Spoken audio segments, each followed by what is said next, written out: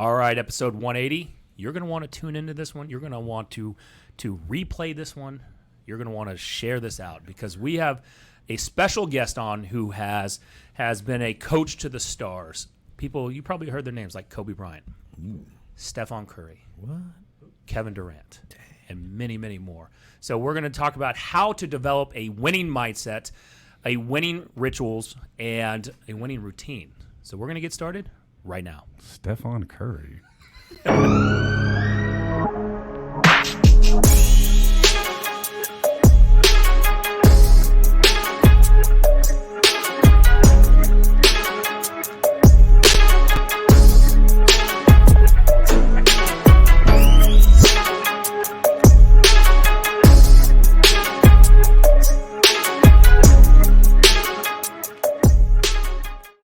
Do what I know on this one. So maybe it's Stephen Curry. Stefan?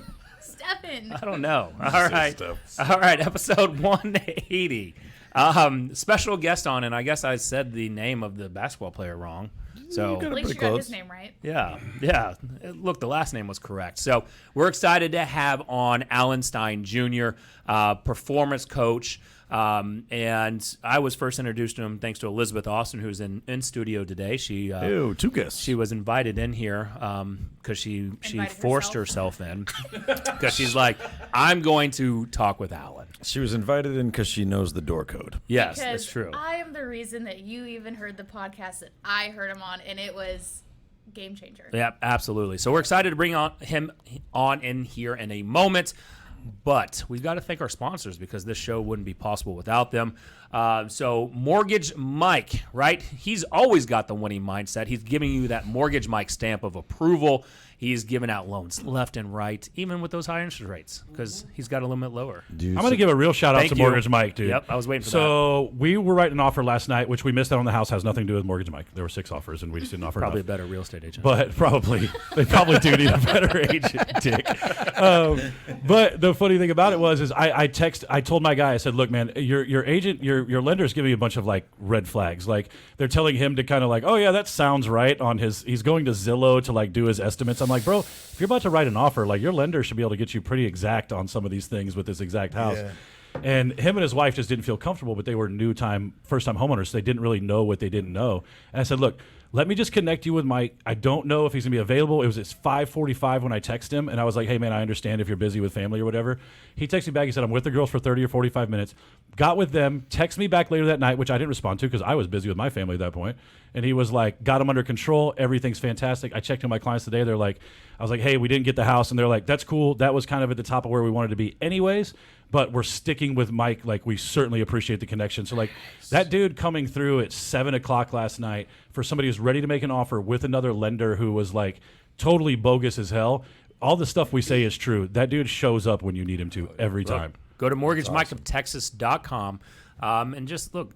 Have your clients. Your clients will know why you sent them there, right? So once you've done that, you need to go ahead and write in that offer to get the Armadillo home warranty protection, right? We connect with Theron Smith and get that hard shell protection from Armadillo Home Warranty. Just go to armadillo.1/tour or / because that was a whole thing last night. We had a whole thing about that. So, T-O-R-E. T-O-R-E. And then, Brian, who's the other one? The other one is possibly the most important, but not really because we love all of our children equally. HomewardDFW.com is the home of Homeward Property Management, the best and only property, well, probably not the only, but the best property management company. I'm rusty on my sponsor spots, guys. In North Texas. It's the Stephen Curry of property management. This is the Stephen Curry of property management companies. Make sure you check us out at homewarddfw.com. Dana is crushing it over there and taking amazing care of our clients. And we just expanded another amazing team member today we brought on, which we're very excited about. It starts on Monday. So we are very excited to continue to grow this little amazing company of ours. Yeah, and so I'm excited. I'm excited to bring Alan on. He's got a long bio here, so I really want him to tell everyone like who he is, how he got started in this. But I heard him, actually, I'm just going to go over the story on this. I heard him because of Elizabeth and on the podcast, The Skinny Confidential. And Good podcast. And I listen to podcasts while I'm working out, and the first 30 the first 30 minutes was all gold. The last 30 minutes was all gold. And what he did, it just spoke at the time of what's going on in this economy, what's going on in the real estate market. I was like, all right, we've got to get him on the only real estate podcast worth listening to, because agents are just in this negative state of mind. Right, so Jesse, if we can bring Alan on. There he is. Hey, buddy, how are you? That's not you. That's Jesse. Yep. Sorry. All right, go ahead. Take two. All right, I'm fantastic. It's great to be with you all. Yeah, absolutely. Thank Appreciate you. it, man. Alan, tell us a little bit. Give us that 60-second bio of who Alan is. It'll probably be shorter than 60 seconds. So. Deal. That's what I tell my wife.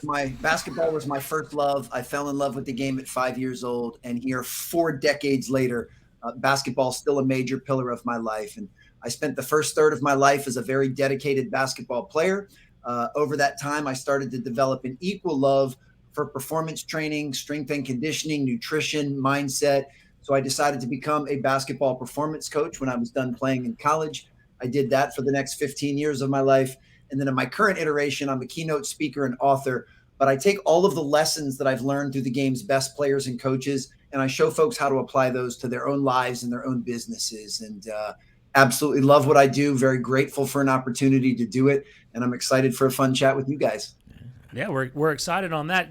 And I want to go back. You were leaving college, and I kind of heard this on the other shows. Like you had this probably idea that you knew you weren't going to go past college level of playing ball, correct? Yes. Yeah, that was very obvious. Yeah. And so from that, Me too. Yeah. I was no Stephen Curry, so it was. It was clear that I was going to have to find something else to do. Yeah, that's a normal thing here. I mess names up. That's what I do. I love it, brother. So Stefan, I apologize. And so as you're winding up your college career, with maybe at one time maybe hopes that you were going to make it, how did you transition into that next phase, right? So that you had to probably have a mental mind shift on that as well. The single best piece of advice I've ever received to this day, I was thankful to receive in middle school. And I had a coach tell me that the key to being successful, the key to being a high performer, the key to being fulfilled is to find your strength zone. And he said your strength zone is finding what it is that you love, something you're very passionate about, and finding what it is that you're naturally pretty good at, where your natural talents lie, and find where those two things intersect. Yeah. And wherever those 2 points intersect, that is your strength zone. And the more time and effort and heart and soul and love you can spend in your strength zone, the more likely you are to again, be successful, be fulfilled, be happy, perform at a high level. And I've stayed true to that my entire life. I mean, as I mentioned, that intersection was as a basketball player when I was younger. When I realized that I did not have the requisite talent to play at the next level, I needed to find something else that I was very passionate about, but had some skill in. And it happened to be being a coach, being a teacher, being someone that could pour into others from a performance standpoint. So to me, as long as I can navigate life and remain in that strength zone, while of course stepping outside and leaving my comfort zone to grow and develop and evolve, but if I can always stay in that strength zone of something I'm passionate about and something I'm naturally pretty good at, life tends to work out. And for me, that next iteration was just as obvious as could be. It needed to be in the basketball training space, because that combined my original love of the game of basketball with this newfound love of strength, conditioning, mindset, nutrition, and so forth. Man, that is awesome. I love that ideology and that story, and I appreciate you sharing that. There's a great thought exercise on doing that exact same thing in the author escapes me, but the book is The Art of Impossible. And a really, really good thought exercise on finding those two alignments, right? Your passions and your strengths. I think as we apply, some of the things that maybe you've encountered in making that transition from player to performance coach, I think that actually a lot of maybe your journey is probably relevant to, what we do in real estate. And the way that I'm thinking about this now is like, I feel like a lot of real estate professionals feel very stuck right now. Like, just what do I do next? It's almost like this reset in a sense that like what worked before maybe doesn't work as well now. What you had to do before to be successful is not really the same thing you need to do now. And I feel like a lot of real estate professionals are just kind of going like, what is the thing that I need to do to be successful, and how do I go about doing that? And I think where it's relevant to your journey is like transitioning from I'm, still an elite basketball player, playing at even the college level means you're an elite basketball player, to my passion is basketball and my skill, or finding that alignment between passion and skill, right? Then what do? What was the step to go, okay, now I'm going to become or get in the space of performance coaching? What was like the next week after you like had this realization of like, okay, now I need to take action and actually do something about this? Like, what was that part of the process like? I feel like a lot of times we have this clearer ideology around here's what I want to accomplish, but then it's like, how do you go about doing that? How do you transition from elite level basketball player and take the first steps towards performance coach, very, very, very highly regarded performance coach? Like, what are those first steps? Well, for me, there was kind of a slow build up and a slow ramp up. So I played at Elon University, which is a very small school in North Carolina. I mean, it's a mid-major school, mm-hmm. and I was not one of the main rotation players at Elon. So, when you're kind of a role player or a bench player at a small school, especially in the early 90s, based on my age, the writing was on the wall that I was not going to be a professional player. So it wasn't this cold bucket of ice water on my head. Sure. I had 4 years, or in my case, 4.5 years to kind of figure out what I wanted to do next. Because I had identified as being a basketball player for my entire life up until that point, I had to do some soul searching, and I had to have some introspection and increase my self-awareness, and came to the conclusion, basketball is what I did. It's not who I was. Mm-hmm. And that's really an important distinction for everybody to make. I mean, even folks, in any area of real estate, let's just say selling homes, for example, that's what you do, but your greater mission and purpose goes well above and beyond that. That's just simply a vehicle for you to be of service to others. And that might be the lane that you've chosen. And there's tremendous purpose in that lane, but it's always important to kind of look at your higher self and don't relegate yourself to just what it is that you do. At present, I'm a keynote speaker, but that's really just the vehicle for me to get the larger message out there and to have a positive impact on others and to share a message. That's just the platform that I use. So that's the first part is having the introspection and the self-awareness to really figure out what your ultimate, purpose is. And I know that word's thrown around a lot. On a macro level, there's a corporate group that I've seen does this brilliantly, and that's DHL, the International Shipping and Logistics mm-hmm. Goliath. And, their tagline, their purpose and mantra, if you will, is we don't deliver brown boxes, we deliver promises. And that's not just a sexy tagline. There's a lot of depth to that. They make sure that every single person on their team, and their team has hundreds of thousands of team members, remembers that, we might be delivering brown boxes, but we're so much more than that. And they remind folks that, in essence, you're not really delivering a brown box. You're delivering a kid's birthday present. Yeah. You're not delivering a brown box. You're delivering a future bride's wedding dress. You're not just delivering a brown box. You're delivering somebody's medicine that they need to live. So they make sure that everybody stays connected to their higher purpose of what it is that they do. And, I think anytime there's kind of a downtick in the economy or certain industries are feeling that shakeup, it's important for folks in that space, and in this case, the real estate space, to stay connected to their higher purpose and vision of what they do. So even if homes aren't selling at the rate they were selling before, you can still find ways to be of service and to add value. And if you really go a few layers deeper, selling somebody a home, you might be selling them a tangible home, but what is it that you're actually selling them? You're selling them security. You're selling them a place to make memories. You're selling them a place to build a family. You're doing so much more than what it just says kind of on your LinkedIn bio line. And I think connecting to that is what's most important. And for me, no matter what it is I'm doing in any iteration of my life, I have to make sure that I'm staying connected to that in order to show up as my best self and make a maximum contribution. That makes a lot of sense to me, because then when you have to pivot how you achieve that higher purpose, your more so positioned to do so rather than be like analysis paralysis or even imposter syndrome. Just to stay relevant, because then you're not so stuck on the goal or how I get there, but more of like the actual why of what's driving me. But I want to ask, because you touched on self-awareness. Some of us in this room consider ourselves very self-aware, and we are around a lot of people who we know are not. So how do you help someone gain that? Like, have you, with any of the players that you have worked with or coached, how do you help someone get that skill in themselves so that they can continue to better themselves, if that makes sense? It absolutely does. And I'm glad we're going in this direction. Well, as with most things, it starts with a humility. It starts with an acknowledgement that I, as a human being, am going to have blind spots. I mean, even sitting here right now, I know that I have blind spots. Now, I don't know what they are. That's why they're blind spots. But I'm very strategic in insulating myself with a circle of people that care enough about me to tell me my blind spots and to share these things from their angles and their perspectives that can help. And I know this sounds very counterintuitive, but one of the ways to increase self-awareness is to recruit the people closest to us that know us the best so that they can help.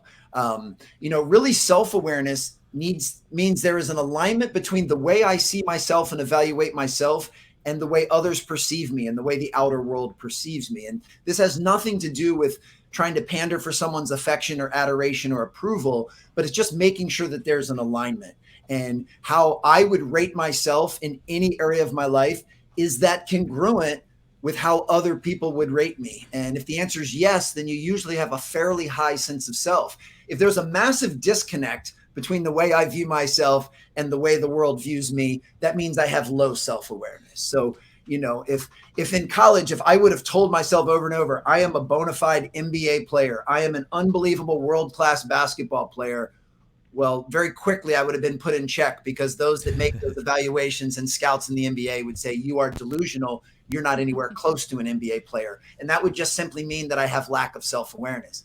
Thankfully, I had the awareness to know it's not in the cards for me to be a professional player, but I could be a pretty good coach if I work on these skill sets. So this is the path I'm going to take. So you need to be many willing to times accept self-awareness that. comes into asking others for their help. But it's not just asking random people. It's not soliciting acquaintances from Facebook. It's the people that know you, people that you trust, people that love you and want to see you successful and fulfilled. So you've got to keep that circle fairly tight. What a beautiful distinction. Because for me, for years, I actually used self-awareness as a crutch, right? Because I actually think you can be so self-aware and so willing to be transparent that people think, because you're so willing to be transparent, this guy just must be on another level of self-awareness. But there's no action behind it. There's no actual change. You're just addicted to the transparency of self-awareness, right? And you're not actually doing anything to change it. You're just kind of and this is where the social media aspect comes in. Everybody's like, oh, look at this person being so vulnerable. And then behind the scenes, you're still doing the exact same thing and the exact same behaviors. What has been your advice to people who have that? Because I like you, love these types of conversations that have that level of self-awareness. Who do you recommend that they speak to get that? Let's say they don't have a group of people that they trust or they feel they can go to. How do you really start diving deep on that? Because for me, it took my world getting a lot smaller and having to have a lot of conversations that candidly hurt my feelings before I could get to a level of understanding that my self-awareness was bullshit without real action to change behind it. What do you do with somebody who's stuck in that phase? Because I was there for years and it wasn't fun. No, it's definitely not. I mean, all I can share is through my own personal journey. The real conduit for me was therapy. I've been divorced now for 8 years. And when I first started going, the process of getting divorced, I went in to see a therapist. And that's what changed everything for me, because here this professional that is completely unbiased. I mean, they're just getting to know me and my story and my journey.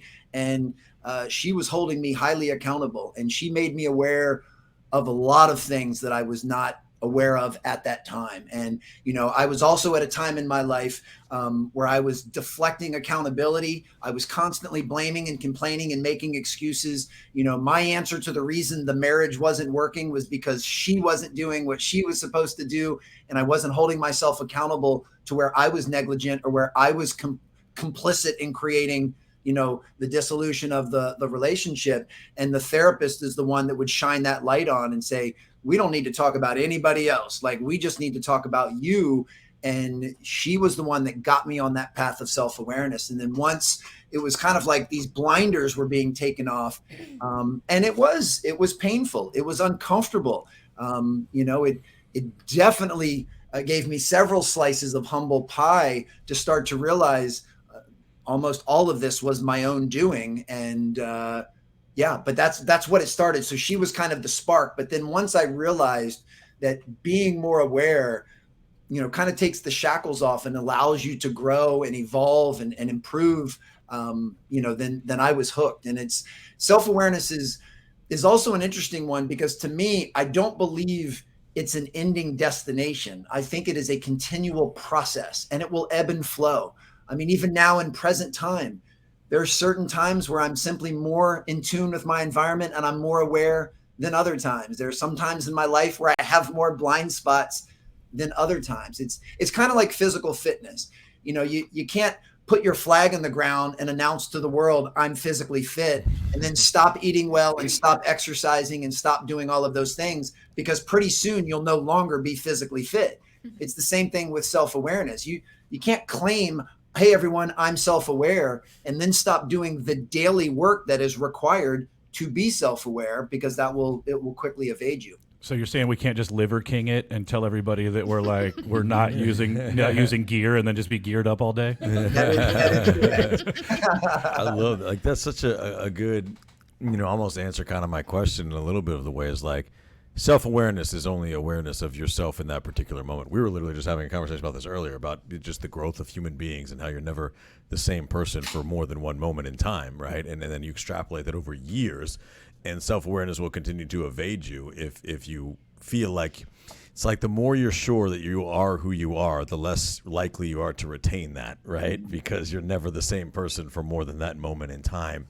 I wonder, though, how that is where I think people kind of struggle sometimes with, like, the longevity of success. When you talk about, like, the winning mindset, what is it about the balance between the humility of self-awareness and the understanding of the growth that one needs to go through to get to where they're going, and what I believe is, like, the fierce confidence that you need to have to actually accomplish the things that you set out to accomplish, right? Like, there's humility of being small. Like, I know who I am and I can't do that, right? And then there's, like, a fierce confidence in, I know who I am and I can do that. But then, like, when does that bleed over to, I'm so sure of myself that now I've lost my own self-awareness? Like, where's the balance between self-awareness and the confidence you need to have to keep pushing forward towards whatever it is you're trying to accomplish, without just becoming, like we know with athletes. Like, we know athletes that are massively overconfident for what they've accomplished, right?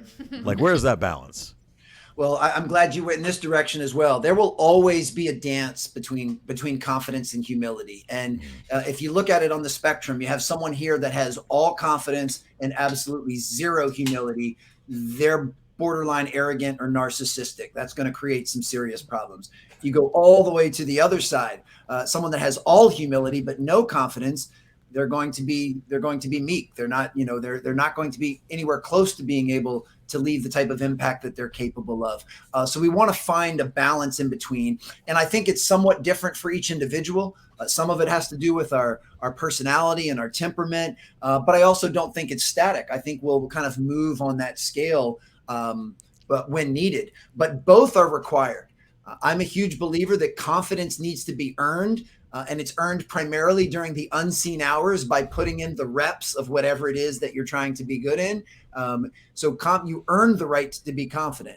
The reason, we'll just make this easy, Steph Curry is so confident is because he puts in so many hours when no one else is watching. Yeah. I mean, the lengths that he goes through to work on his craft and to work on his shot is just, it's beyond what most people can comprehend. So when he gets on the court and he believes every shot he takes is going in, he's earned the right to be that confidence. He's not just making it up, and it's definitely not a fake it till you make it. He has absolutely earned that right.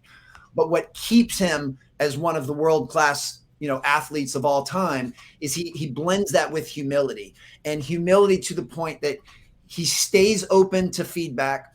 He stays open to being coached and having people share with him his blind spots. But most importantly, he has the humility to acknowledge that no matter how good he gets, he can still get better. And that's all that matters to him, is that he knows he still has room for improvement. Now, when you get to his level or level of some of the other folks that you've mentioned, the room for improvement is rather thin, because these guys have already come fairly close to maxing out their potential. So they're incredibly motivated, inspired by very tiny micro improvements, systematic, incremental, progressive improvement. A guy like Stephen Curry is not going to make huge sweeping gains in an NBA offseason. He's going to make 1 or 2% gains in 1 or 2 different areas of his game each offseason. But when you stack that year after year, or decade after decade, in the case of somebody like a LeBron James or a Tom Brady, and that's why you see these guys able to sustain excellence. So this dance between confidence and humility, which takes very high self-awareness, is vital. And it's one that it's easy to misstep. And we all make those missteps. There'll be times where we could probably use a little more confidence and a little less humility. And then there's certainly times where the reverse is true. So that's where the self-awareness piece comes in, is being able to evaluate in real time and take in real-time feedback on how we're doing in any given situation. I like that you said that, because sometimes that confidence will take you to a decision that maybe you shouldn't have made, and sometimes that over humbleness will take you to a decision that you should have made but you didn't act on. I'm going to fanboy out just for a second, because you're talking about Curry, and I know somebody else that you coach. I don't know them, but read the bio about I've heard of about Kobe and that kind of conversation. That's somebody to me that from afar was all humble, or was all confidence, right? And very humble person, I'm sure, in his personal life around things. But I mean, you just talk about, the stories are endless. What does that look like behind the scenes with somebody who obviously has all the ability, one of the greatest ever, that's indisputable, but also just seems like there wasn't an ounce of him that wasn't sure of himself in every second? I mean, could you just talk about that relationship and experience a little bit? Well, sure. And to put into context, I only had a chance to meet and be around Kobe on a few different occasions. So I did not know him. A few more than me, so I'd love to hear it.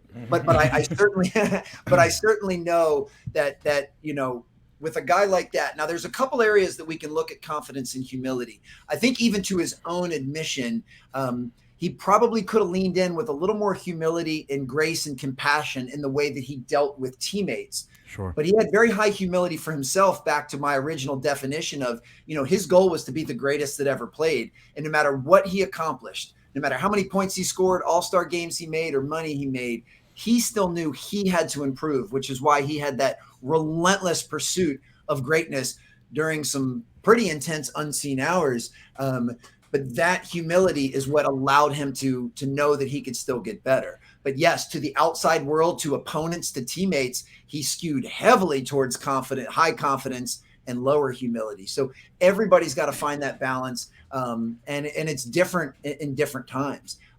With a guy like Kobe, he readily acknowledged that his goal was to be the best. Mm-hmm. See, I'm not wired that way. I'm wired differently. I don't really have any desire to be the best. I have a high inspiration and motivation to be my best, and they're slightly different.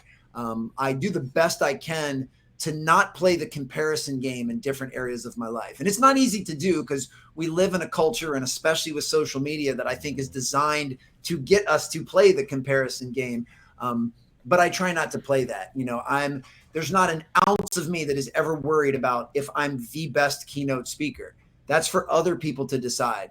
All I'm worried about is, am I the best that I'm capable of? And am I doing my best to deliver for the audiences that I speak to? And as long as I feel that I'm doing that and progressively getting better at that, because you better believe I'm a better keynote speaker today than I was 1, 3, 5 years ago. Yeah. And I can promise you guys, if you have me on your show a year from now, I'll be an even better speaker then than I am today. That's the goal. So yeah, let's go ahead and book it, because that's the goal, is continual, systematic, progressive, incremental improvement. And that's what motivates me and drives me, is, can I be better than yesterday? is way more important than am I better than you? And I everybody's wanna wired differently. I'm sorry. We have a little delay. I didn't mean to interrupt you. I want to piggyback off of that, because where does the balance come in life with that, right? Like, I'm not necessarily a fan of work-life balance because I don't think it exists, right? But like just in general with these people who are high achievers, even people in this room, people who are successful at whatever they do, how do you as a coach and a speaker really speak to the balance because that can get really out of whack really quick. And when you start talking about, you reference your divorce, I'm divorced, and it was solely because of, not solely, it's because of a lot of reasons, but my career factored into that in a high way. And I still struggle to find that balance, even when I'm not at work, to rein some of that stuff in. How do you address that as a coach, as somebody who helps people produce at a higher level? Because if your life falls apart, business is going to fall apart too. So to add on to that, I wanted to know about setting boundaries specifically because personally I view someone who's a really high achiever, they tend to have boundaries. They tend to be able to protect their personal time, and it's without fear of losing business. And you're so good that the people, I don't want to say they're going to wait for you, but they're going to respect it and work within the schedule because it's so worth it to work for you. But like, how do you set those and not cost yourself business? Or a lot of y'all got divorced. Yeah, I think 3 of the 4 in this, actually, all of the men on this podcast have been divorced. That's not yet. We have 3 of us and 1 guy who met his wife in kindergarten. Let me take one step back and just say, because this is a really important distinction. Everything that we've discussed so far, everything that I imagine we'll discuss in the rest of this conversation, everything I share on stage and everything I share on page is very basic in principle. I'm a simple guy. I believe in the fundamentals. I believe in the basics. But not a single thing that I've shared here or will share or on stage or on page is easy to do. And basic and easy do not mean the same thing. People often use those words as if they're synonymous, but they're not. They don't mean the same thing. And the reason I say that is, the questions you guys are asking, the answers are very basic and a matter of fact, but actually implementing this stuff in every single day life is really challenging to do. And none of this stuff that I'm sharing am I coming from a place of mastery. I'm happy and very proud of the progress that I've made in my life, especially over the last several years in particular. But I don't have all of this stuff figured out. And this, whatever we want to call it, whether you want to call it work-life balance or work-life harmony or work-life flow or work-life integration, whatever, it's all under the umbrella of life. I try not to compartmentalize too much. For me, I tend to think and I live by certain quotes that just make things easier for me to process. And I've always been a believer, and I don't know who said this originally, or I give them proper attribution, but how you do anything is how you do everything. And for me, I strive to be fully present in all areas of my life. I strive for a high standard of excellence in every area of my life. So whether it's being a father to my 3 children or it's the next keynote that I'm going to give, I want to do the best job that I'm capable of. And I want to give either one of those my full self, my full attention, and my full presence. So for me, when it comes to work-life balance or flow or harmony, I don't worry so much about the equality of numbers or time, but just, am I giving everything I have to whatever I said I was going to? And there are some times in my life as a speaker that I'm busier. I'm on the road more. I'm traveling more, and I'm pouring a lot more into my audiences. Then there's other times that are slightly slower, and I have more time at home and can spend more time with my family.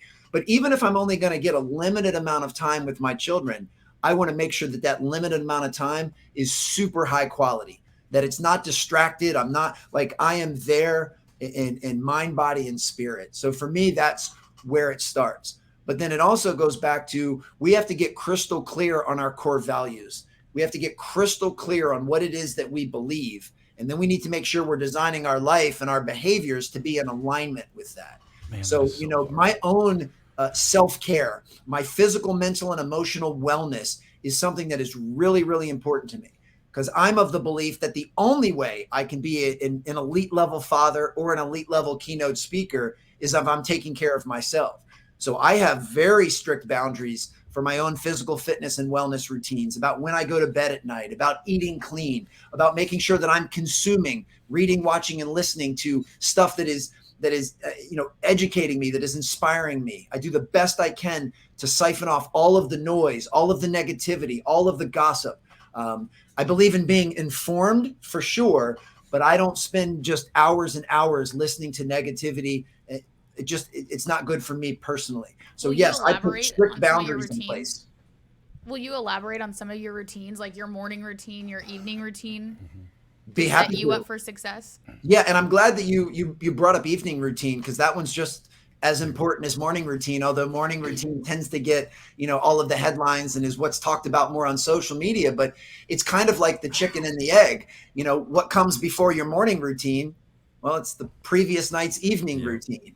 And I know it's not a super sexy topic, and you're not going to get a lot of views or sell a lot of books, but sleep is really, really important, especially as we get older. I mean, people are always looking for all of these different life hacks and biohacks to improve performance. Just prioritizing sleep will do more for you than just about anything else you could do. So yeah, I create kind of what I call a wind down routine, so that every night I put myself in a position to get the best sleep that I can. And that doesn't always work. That's the other part about process versus outcome. And I'm sure we'll dive into this a little bit deeper, especially when we start talking about some real estate specific stuff. But we have to be very careful about tethering and holding on too tightly to outcomes. I'm much more of a guy that believes in processes. So, for me, part of my wind down routine, and you don't hear very many motivational speakers say this, is, I watch something mindless on Netflix or Hulu before I go to bed, because it allows me to disengage my mind. It allows me to relax. I usually err towards watching something of comedic in nature, so it gets me to laugh. But I just get something that allows me to turn my brain off from what I've been thinking about all day. If you really want to get specific, I wear some blue blocker glasses so that I'm not emitting the blue rays. I make sure that I don't eat anything for about 2 to 3 hours before I go to bed.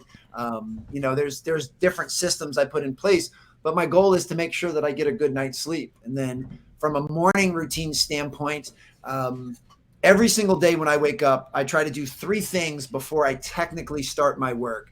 I try to engage my mind, my body, and my heart. So, and when I say heart, I'm talking more from an emotional standpoint. So maybe I'll read, watch, or listen to something that's inspirational or motivational. Maybe I'll do some yoga pose stretches, or maybe I'll go for a run or lift some weights. Maybe I just want to do something that kind of gets me going before I start to actually tackle the day. But then part of my evening routine the night before is laying out a plan for what I'm trying to accomplish the next day. So while I'm sleeping, my subconscious mind can go to work for me to allow me to be as efficient as I can. So one thing I'll say about morning and evening routines is I think there's kind of this purveying myth out there that there is a perfect morning routine, or that here's a morning routine that all high achievers should follow. And I don't believe that. I think there's a massive variance. And what works for me may not work for each of you, and may not work for your audience. What's most important is each person, through some self-awareness and some trial and error, figures out the rhythm that works best for them. And it'll also change in every stage of life. I mean, if someone listening to this right now is a single parent with a newborn, that's going to put some limitations on what you can do from a morning and evening routine standpoint, compared to someone that's in their 20s who's single, that is completely unfettered.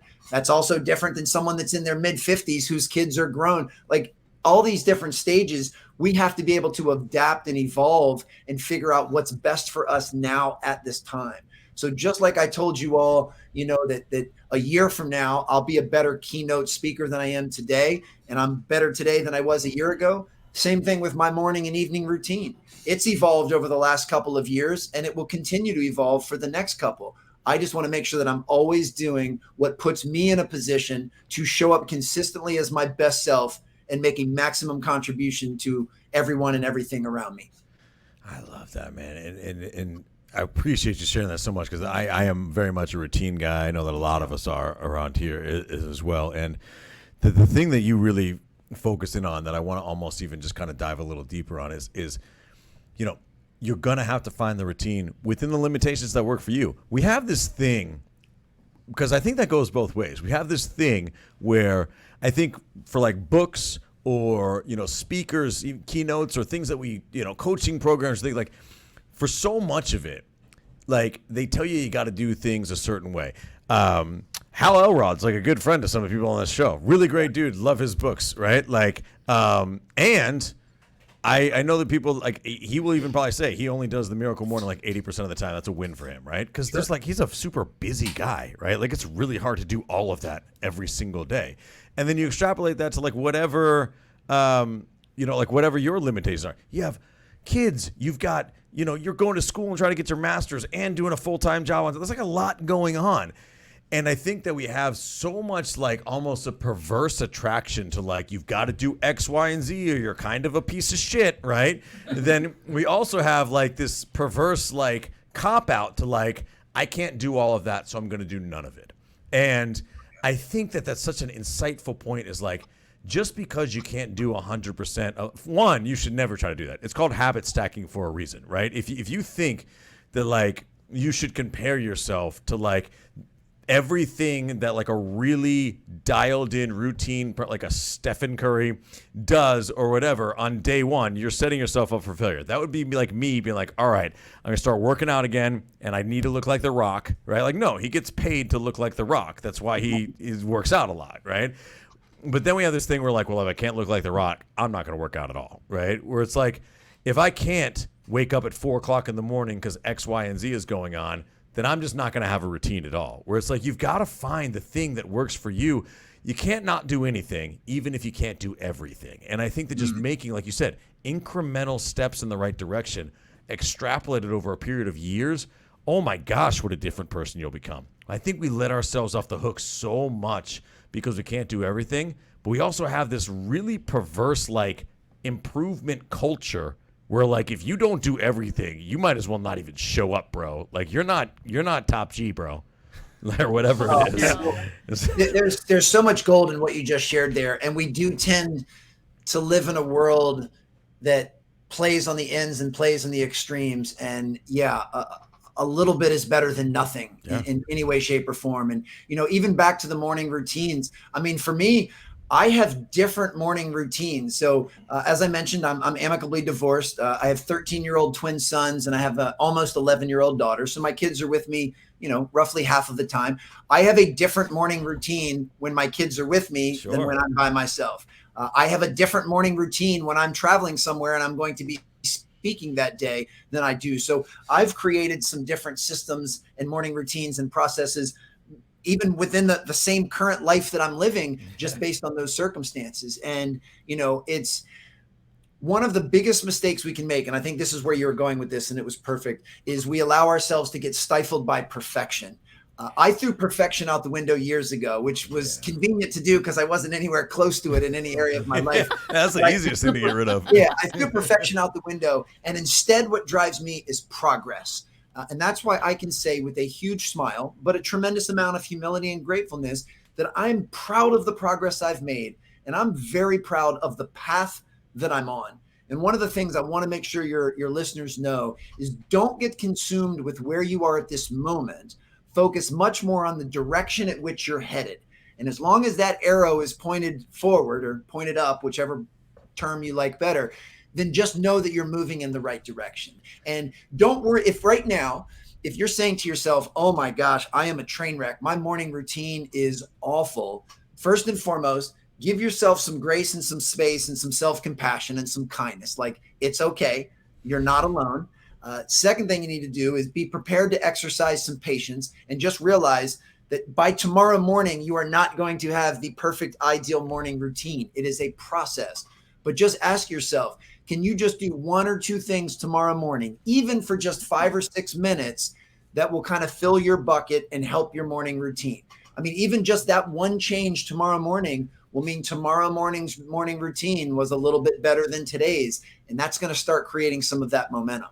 An exercise I have people do all of the time, and it's pretty rudimentary, but it's very powerful if someone's willing to do it, is you just take out a piece of paper and you draw a vertical line down the middle. On the left side of the paper, you come up with an exhaustive list of the things that I'll just say fill your bucket, mentally, physically, emotionally, and spiritually, if that's appropriate to you. But what are the things that light you up? the things that give you energy, the things that make you smile, the things you enjoy doing, the things that nourish your soul. I mean, you use whatever description you want, but come up with a list of those things. It could be taking a yoga class or hopping on your Peloton bike or taking your dog for a walk. It could be enjoying the stillness of the morning while you sip some coffee. It could be listening to a podcast or watching a documentary. It could be meditation. It could be prayer. It could be conversation with a loved one. But come up with a list of the things that just make you feel alive and make you excited. On the other side of the paper, on the other side of that line, I just want you to write down how you've been spending the bookends of your day. You know, what it is we're talking about now, your morning and your evening routine. More specifically, what do you normally do the first 60 minutes after your eyes open in the morning? And what do you normally do the 60 minutes before your eyes shut at night? And just write those things down. Now, don't write down what you think you should be doing or what people on Facebook are doing. Write down what you've been doing. And then just compare the two sides of the paper and the two notes and ask yourself one of the most important questions you can ask yourself when it comes to improving performance. And that is, am I doing the things I know I need to do to fill my bucket and be my best self? And even those listening right now that are very high performers and high achievers, if you do this with some honesty and some vulnerability, you'll most likely start to uncover what's called a performance gap. And a performance gap is the gap between what we know we should do to be our best self and what we're actually doing. And the key to improving performance and improving fulfillment and enjoyment of life is to slowly close that gap, is to start taking things from the left side of the paper and start sprinkling them into your morning and evening routine. And even if you're just doing that for 10, 15, 20 minutes on the bookends of your day, it will make a radical shift in how you show up, in your energy level, in your optimism, depending on what those things are, in your physical fitness, all of those things. So if someone's willing to do that kind of recalibration, reset exercise, it can be a game changer. And like I said, don't plan on changing everything by Tuesday morning. Just take a little bit of what's on the left side and sprinkle it in for 10 minutes on the right side, and you'll start to see it makes a difference. And then once you start generating that momentum, nothing's going to stop you at that point. That's just such a, no. I was just gonna say, like, how many people's left side do you think has watched 327 TikToks in a row? You don't put that. We never put the things we actually do. It's such a good awareness test. If you calibrate that to what's actually on your calendar, how you're spending your time, that's a whole other level up in awareness. So Alan, there's two questions I have. First off, does Brian ask the longest questions that you've ever been a part of on a podcast? And then you don't know whether it's a question or did he answer it. So, I get that a lot. I love it. But on the performance gap, so like if we were to take this as, getting into mindset, there's people out there like, oh, yeah, that, that it's kind of like voodoo magic to some people, right? To help me become a better business person or a better salesperson to make more money. And what would be, I look at that and if we replay this podcast, there's so much nuggets that we could take out that actually applies to business and not just personal lives. So with that performance gap test, would that be something that can be applied to a real estate salesperson? Because we wake up every day unemployed. Every day we wake up, we're unemployed. The news out there is banks are failing, interest rates are all-time high. We have inflation that we can't get under control. We're losing the dominance as a U.S. superpower. And if you go down that rabbit hole, what's the point of even working? Right? So is the performance gap test the way that we can run that metric to improve ourselves 1% every single day, or is there a different strategy or 5-step program that could help for salespeople to get in? All right, here's my routine. I know Monday through Friday is going to be X, and I'm just going to follow it, and I'm going to use this as a measurement to continually improve. And then 365 days from now, I look back and I don't even know who that person was. Oh man, so much great stuff to uncover and unpack there. And I'm glad that you're talking about kind of the current state of the real estate world, because we are going to address that.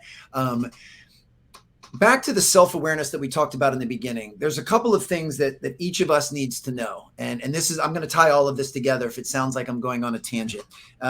First is, I've known ever since I was a little child, I love early mornings. I mean, even when I was a little kid, I've just embraced early mornings. Now I'm not worth much when it comes to late at night. So I've learned in my life that I am of highest energy, of highest focus, and I'm the best version of myself earlier in the day. So because I'm also unemployed every single morning when I wake up, unless I have a speaking engagement that day, I understand that I have the ability and the flexibility to structure my own days. I get to create my own schedule because I'm self-employed. So I make sure that I take into account the fact that I'm better in the mornings than I am at night. So I front load my day. I literally and figuratively do my heavy lifting in the morning. So that's one thing that every person listening needs to figure out. Now, I know some people are wired the exact opposite. They do better sleeping in the morning, and they're great as night owls. They do amazing work at 8, 9, 10, 11, 12 o'clock at night. That's fine. But each person needs to know that. The other thing that folks need to know is, and this surprises a lot of people because of what I do for a living, but I am heavily introverted. I derive my energy in solitude.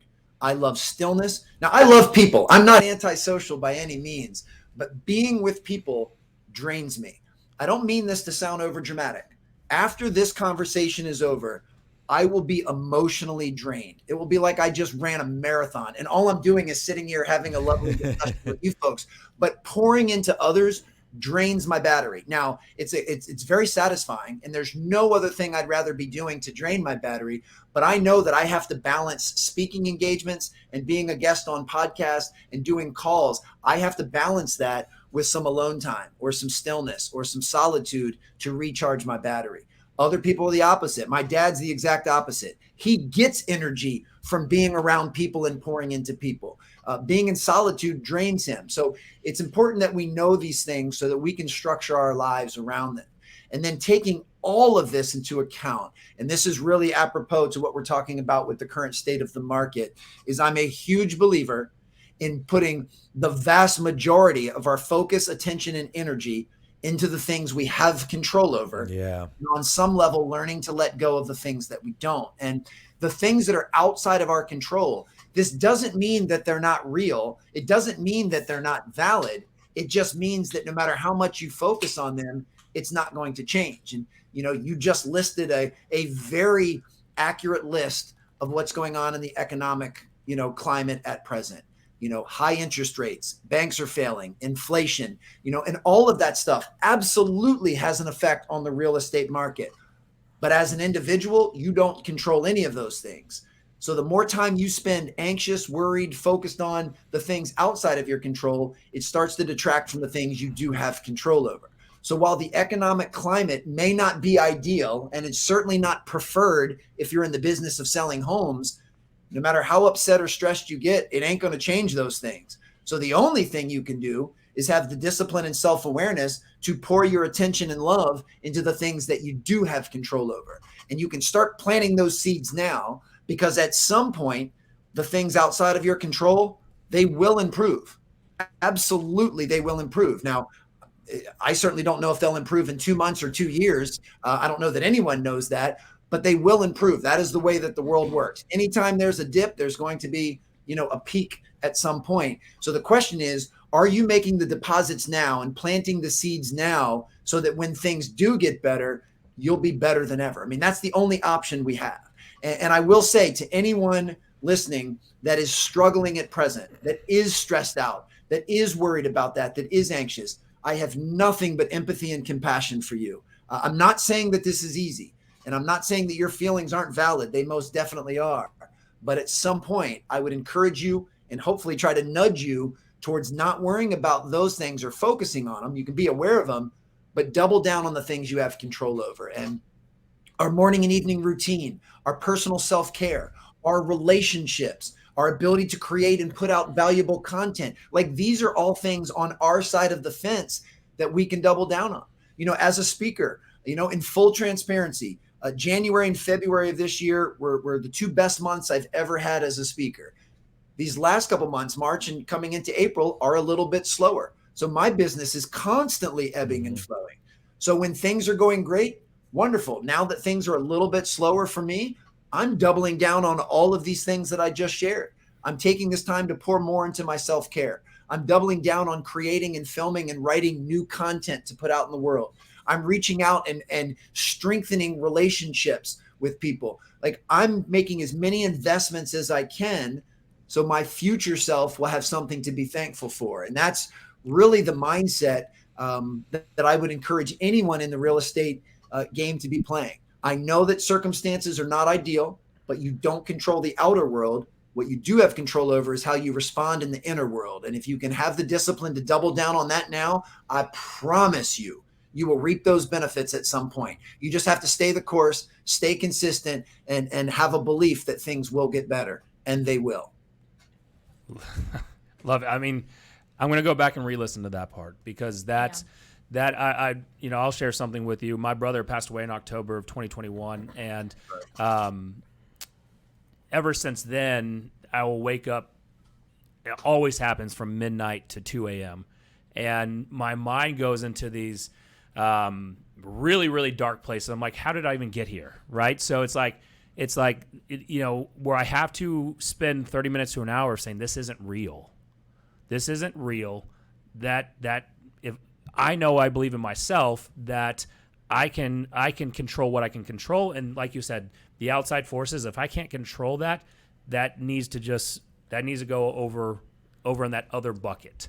That's the out of control bucket I don't have any influence on, and let's just focus on the stuff I can. And it usually, unfortunately, takes me 30 minutes to an hour to get it back under control. But I mean, right now I know as business, for now, as I get better, hopefully next year I'll say that's not happening at all, or maybe it's only 5 minutes.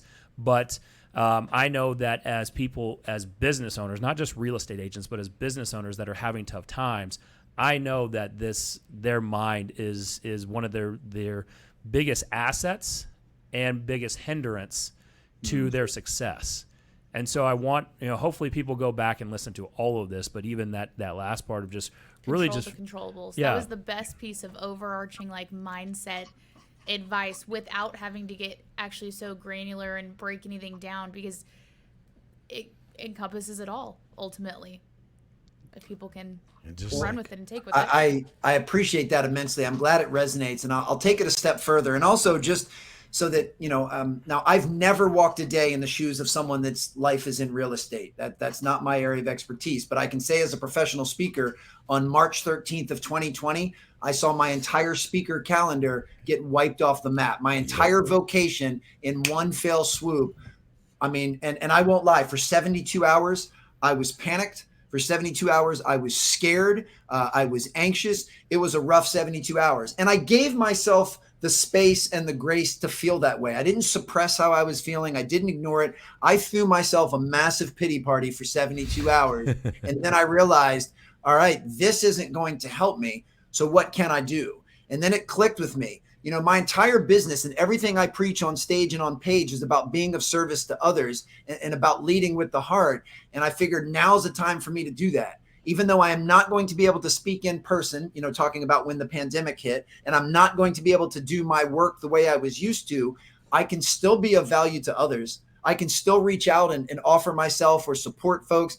I remembered that I wasn't the only person that was dealing with a global pandemic. There were a lot of people struggling and a lot of people hurting. And I wanted to make sure that I, was able to lend a hand and to support and find ways to be of value. And same thing, if right now you're not able to sell homes at the same clip that you were selling when the market was better, you can still find ways to support and add value and plant seeds and strengthen relationships so that when things do get better, you are in prime position. And I'm very, very thankful that coming out of the pandemic, I mean, my speaking business skyrocketed. I mean, it was 10x what it was before the pandemic, because for those 18 months, I was just planting seeds, and it was a tough 18 months. But you can build that type of grit and resilience. And a couple other things I'll share just about kind of this mindset. So to me, mental toughness is acknowledging that all I can control is doing the best I can with what I have wherever I am. That's it. Full stop. Every day when I wake up, I'm going to do the best I can with what I have where I am. All of the outside circumstances and events, they're going to continually change, but nothing can prevent me from doing the best I can with what I have wherever I am. And a tier off of that is the reason I love that as a foundational mantra is it eliminates a trilogy of behaviors that undermines people's performance, undermines success, undermines fulfillment. I know these things firsthand, and they're the automatic default for most human beings walking the earth. And that is blaming, complaining, and making excuses. Yep. And there is never, especially in the real estate market, there has never been a greater time to fall to the temptation of blaming, complaining, and making excuses. And to be crystal clear, because I don't want anyone to think I'm tone deaf, all of the things that Nick, you just mentioned, the inflation, the banks collapsing, the rising interest rates, those things are real. I'm not saying that they're not real. What I'm saying is blaming, complaining, and making excuses about them isn't going to help you sell any more houses and isn't going to help you be a better version of yourself. So to me, it's about letting go of the things that are holding us down and anchoring us down and focusing on the things we do have control over. And when you can do that, you become emotionally agile. And if you are not emotionally agile, you are emotionally fragile. And one thing I can promise you, when the economic times are less than preferred and things are tough, if you are emotionally fragile, you've got almost no chance to weather the storm. Yep. If you are emotionally agile, you can take anything the world throws at you and plant those seeds, focus on your self-care, forge the relationships, and keep finding ways to be of service. Remember, and I know I'm speaking to a very specific niche, but just keep in mind, selling homes is what you do. It's not who you are. Yep. When the outside world limits the number of homes you can sell, don't let it limit how you can contribute and add value to others. There's still other things that you can do. And also keep in mind that other people are going through this struggle. And if you can step up with some leadership and some fortitude during tough times, that's actually when you gain market share. In any specific industry, when things are going great, everybody's reaping the benefits. When things are tough, that's actually when you can, take steps forward and strides forward. And, a perfect example was the hospitality industry. I live in a suburb of Washington, D.C. I'm in Maryland. And when everything shut down for the pandemic and all the restaurants closed, the most successful restaurants today were the ones that were able to pivot back in March and April of 2020. Yep. They found creative ways to allow folks to come pick up takeout food or to offer delivery when they didn't before. They found creative ways to change their menu. Like they were the ones that made the first wave of adaptions. Yep. Same thing with the grocery stores here. There's a grocery store chain here called Wegmans, and Wegmans did a vastly superior job. Better than Whole Foods, better than Harris Teeter, better than Giant, better than Safeway. Let's ease up on Whole Foods. Okay, well, they did a vastly superior job in finding ways to safely let people come in and shop for groceries. And I can promise you, they're still reaping the benefits today of some of the tweaks and pivots they made in March of 2020. So for folks listening, if you're struggling now, have confidence and faith that if you're planting the right seeds and working on the right skill sets and mindsets now, at some point you're going to look back to this conversation and listening to this episode, and you're going to be so thankful you made those changes because you're going to absolutely be crushing it in the future.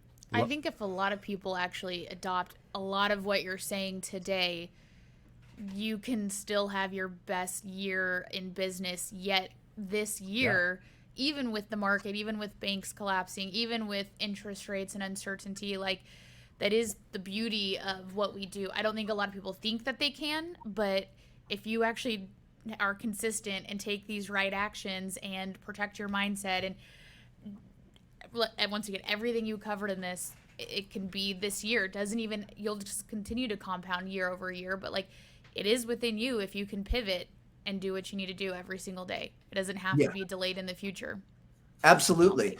Back when I was in the exercise space, there's a few ways that you can measure progress. Let's just say in a typical workout, you can increase the number of reps that you do.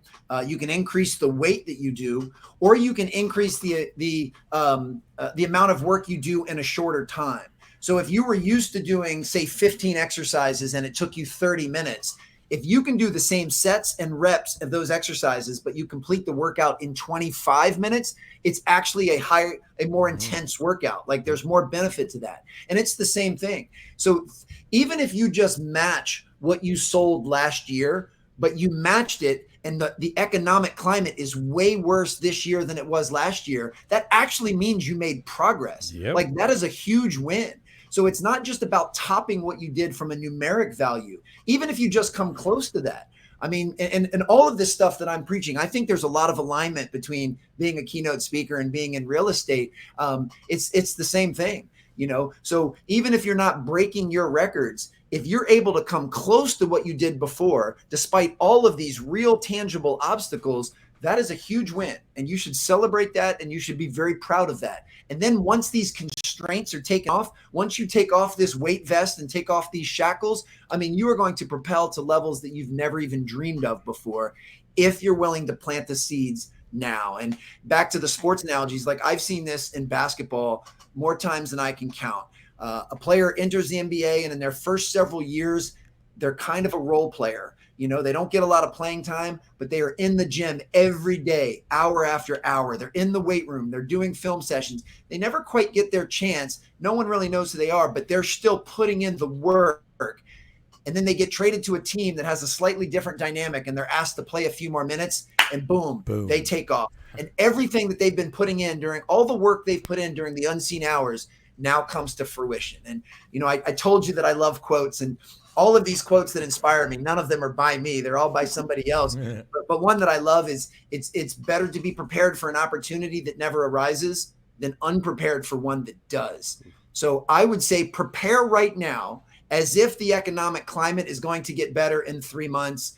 And if it doesn't, that's okay. Then just continue preparing. And if it takes 3 years to get out of this mess, then just keep preparing. That's great But at advice. some point, it's going to get better, and you are going to be ready. The only thing, I mean, imagine 3 years from now, things get better, and you've been doing nothing but twiddling your thumbs for three years, and you're not going to reap any benefits. So Yeah. I know what I'm saying is very a matter of fact. I know that there's some people that are still scared and worried and anxious, people that might have to make some changes to their current spending habits and so forth. All of that is very real. But just focus on the things you have control over. Have the discipline to stay in the game long term. And I'm telling you, you will remember this conversation, and you'll be so grateful that you did. First, I appreciate that, Alan, and thank you for your time. I mean, Yeah. I know your time is very valuable. I have 2 more questions. Sure. One of them is going to be a sports questions. But before we get to that, how can people find you? Where can they get a copy of your book? Like, what's the best way to connect with you? My website, alansteinjr.com, is kind of the main hub of everything. And, you know, I guess I'll say quite selfishly, I would love to get more involved in the real estate side from a speaking standpoint, because this message that I'm so appreciative for you to share on your platform, I think this is what folks in the real estate world need to hear right now. And it actually fills my cup to be the one to share that message. Like, I want to help people when things are tough. So if anyone is interested from a speaking standpoint, alansteinjr.com. I'm very active on social media, and I take a lot of pride in being both accessible and responsive. So just follow @AlanSteinJr. On Instagram, Twitter, LinkedIn, and Facebook. If any part of this conversation resonated, or if you want to ask a question, just shoot me a DM on Instagram or LinkedIn. I'm very good about getting back to people. And if anyone has an interest in either one of my books, Raise Your Game or Sustain Your Game, you can find those on Amazon or Audible or wherever you get your books and audiobooks. But nothing fills my cup more than when folks reach out after I've been on a show and want to continue the discussion. So this was so much fun, and I've really enjoyed it. That's how we connected. Yeah. Elizabeth on the Skinny Confidential, I listened to it. I was like, holy shit, this is We speaking. shared it with our whole team. We shared it with our sales team at the time. I said, guys, you need to listen. I was on the Stairmaster, and I fired off an email, and then I heard something on there. You're like, you weren't really that great at social media or something of that sort. I'm like, all right, I sent him an email. But then I'm going to just go ahead and DM on Instagram, and then we just started that conversation. So you're definitely very accessible, so I appreciate that. So the 2 questions, and I'm stealing one from Elizabeth. She had a whole list here. Is what gets you out of bed in the morning? Being of service to others. Like, my goal is just to fill people's cups. So I've said this on some other podcasts, and just add this to the long list of quotes that I use but have no idea who said them originally. Is a candle loses nothing by lighting another candle. And I believe that ultimately my job and my purpose is to light other people's candles. And sometimes I do that on stage at a keynote. Sometimes I do that by what I write in a book that someone reads. Sometimes I do that when someone's kind enough to let me have their platform and be on their podcast. But I wake up every day with the goal to light people's candles. And sometimes those candles are just my own 3 children. And that's the only thing that I'm worried about for that day. But that's ultimately what motivates me is, can I light other people's candles? Awesome. Love it. And then the last question is this. I love that. Sorry. I love that because I was just thinking in my head, just like we talked about going to extremes before. And that is so true. I love that. I love the idea of getting up in service for others. And just this goofy thought about like a David Goggins interview. He's like, I get up to put people's candles out or something like that. Like somebody saying something like that. It'd be so funny. That's something you would say. Yes, that would be. Yes, I definitely can see that. So at the end of our show, Alan, what we do is normally when we don't have a guest, we ask some ridiculous hypothetical, right? It goes off the rails. Yeah. And so we were looking at, we were kind of searching for one, but at the same time, Brian, obviously he will just randomly interrupt and have this thoughts. Mm-hmm. And at one point he was like, all right, if you had to pick one, right? And I'm going to let you It's got to be the largest stage. Okay, you want me to do it? Yep, go ahead. Okay, this is a good one. We've done this one before. I think we actually tested it. We tested most of it. And they're all tough in their own way. You've got to be on the largest stage. So whatever the largest stage means to you. Would you rather have to hit a free throw, a 30-yard field goal, you got to get on base and there's a 2-1 count, or you got to make a 6-foot putt? But it was because look, he's a basketball guy, so we've got to even elevate that stage. Okay. So it's got to be in the finals, Game 7. Yeah, like whatever you can imagine. It's got to be finals, Game 7. Tied up. It's tied up. No. How about this? It's not tied up. You're only sending it to overtime. If you miss it, you lose. Yes, even better. Because if you miss it and you're tied up, there's like no harm, no foul. You're down by 1. All right, and you've got 2-1 count, got to get on base, World Series, right? Free throw, down by 1. Hockey. No. Soccer was you got to hit a penalty kick in the finals of the World Cup, make a 6-foot putt at the Masters to win it, or what was the other? Or no, I think that was it. It was field goal. It was free throw. Yeah. It was Field goal, kick, free throw, putt. penalty kick, putt. Yeah. Ooh, got to choose one. Well, based on my background, I would automatically take the free throw because it's the only of those 5 that I have any decent level of competence. But I want to unpack this because I think this is a brilliant question. I don't know if you guys are familiar with the difference between an open loop and a closed loop skill. An open loop skill means the environment is changing and you have other factors to depend on. A closed loop skill means that basically it's preset and it's up to you to start and stop and perform the skill. Generally speaking, closed loop skills are easier because you don't have anything else to worry about. So yes, I realize the fans behind the basket can be waving their hands, but the basket is the same height. The free throw line is the same distance. The ball is the same size and weight. Yeah. Me shooting a free throw to tie the game or lose is no different than if I was doing that in a gym by myself. So I have a little bit more control over my own destiny. Same thing in theory with a golf putt.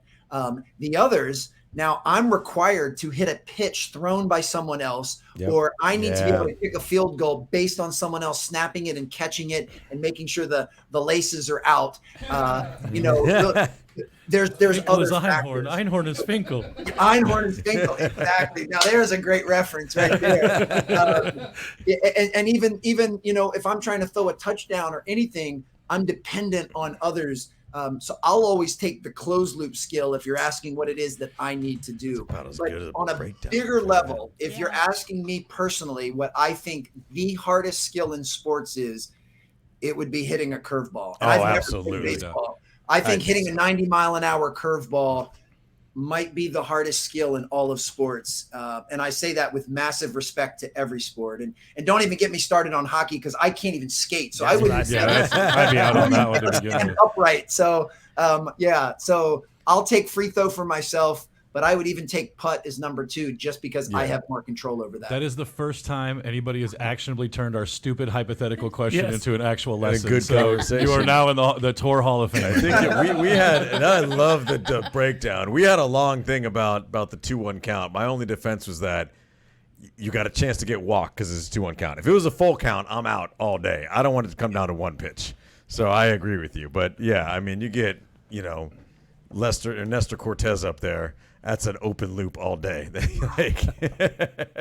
Yeah, and gives us a strong appreciation to what athletes really go through. And but you know what? The great ones, all of those scenarios that you just laid out, what makes them great is the fact that they actually view that as an opportunity. Yep. They are thankful for an opportunity. I have a chance to hit the game-winning hit or home run, or hit the game-winning free throw, or kick the game-winning field goal. I have a chance. It is in my hands now for us to be successful. And there is no one in the world that I'd rather do this than me, because I've put in the work during the unseen hours to deserve the right to make this happen. So where many of us, many mere mortals would cringe at the thought and be suffocated by the pressure, they're like, oh, heck yeah, I can't believe I get a chance to do this. Give me that ball. I love you. You got to go look, and then we'll try to wrap with this. Is it who's the Bengals kicker? Is it Harrison Butker? Somebody. I can't remember. Regardless, you do like the NFL mic'd up or whatever. Yeah. The year that the Bengals 2 years ago when they lost to the Rams in the Super Bowl, when they were going to the AFC Championship in the divisional round, they had a walk-off field goal opportunity, and there's an NFL mic'd up blurb where the kicker walks onto the field and passes Joe Burrow, and he goes, and the kicker, this is the kicker who's about to go kick the field goal, not Joe Burrow. This is the kicker telling Joe Burrow. He goes, guess we're going to the AFC Championship, and just walks off. And Stone Cold hits like a 52-yarder, like nothing. I was like, that's an unreal mindset. Like no fear, just so excited that he gets to be the guy that sends him to the AFC Championship. That is cold-blooded. That is definitely Stone Cold. Love it. All right. Alan, thank you again so much. You can go to alansteinjr.com. We'll put it in the comments. It'll be in the show notes. And go buy his books. I mean, he's got books there. You reach out to him, ask him questions. Definitely very accessible. That's how I reached out to him.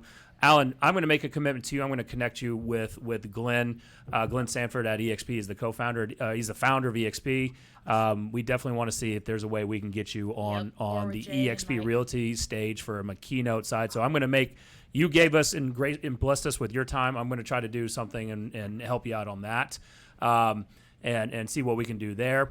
But also, if you're listening to this, because I know you are, right? You're going to save this. You're going to re-listen to it, and you want to go support our sponsors, right? The sponsors make this show possible, and we love them. They're great people. We use them. So go to mortgageMikeOfTexas.com and get that Mortgage Mike stamp of approval, right? You heard Kelderman earlier talk about his story about how he had a client coming in town. Mortgage Mike stopped what he was doing in the evening time. He was spending time with his family, his kids, because he knew that it was important to take care of Kelderman's clients, got them approved, got them away from a not so great loan officer and lending team. He was able to get them approved really, really quick. I think it was within like an hour and a half. Yeah, it was a couple hours. Yeah, really fast. And so go to mortgagemikeoftexas.com. He's licensed in Texas and Oklahoma. And then go over and support Theron Smith. Been an amazing support person of the show. He runs Armadillo Home Warranty, that hard shell protection. So go to armadillo.1/TOR, TORE. And last but not least, we are starting to see investors pick up rental properties. We're starting to see people that want to rent their house out rather than selling, and they're not good landlords, right? So go get a management company to help out and leverage your time. So go talk with Dana Wynn at homewarddfw.com. She's an amazing property manager. She's going to take everything off of your plate and just make you be able to enjoy life, right? So control the controllable. You can control reaching out to Dana, and go to homewarddfw.com. Alan, thank you again so much. Go to alansteinjr.com, support him, buy his books, and then reach out to him because he's a badass. Hey, one last thing. Don't you guys answer it because I know you know the answer. But the first person on Instagram to DM me the movie from Einhorn is Finkel or Finkel is Einhorn, I'll send a free book to. Just send me the movie title. Oh, cool. That is First one in my badass. DM, but absolute classic. And I actually may watch that tonight before I go to bed. Because now I might watch I that might have tonight. to now. Yeah, movie night for all of us. Alan, thank you so much, man. You guys head over to Instagram, find him, Alan Stein, man. It's fantastic. I appreciate you. Alan, just hold 1 minute after the show, please. Absolutely. will. Jesse, get us out of here. Appreciate it. Hey, thank you for watching. We truly appreciate it. Checking out another episode of the Only Real Estate Podcast worth listening to.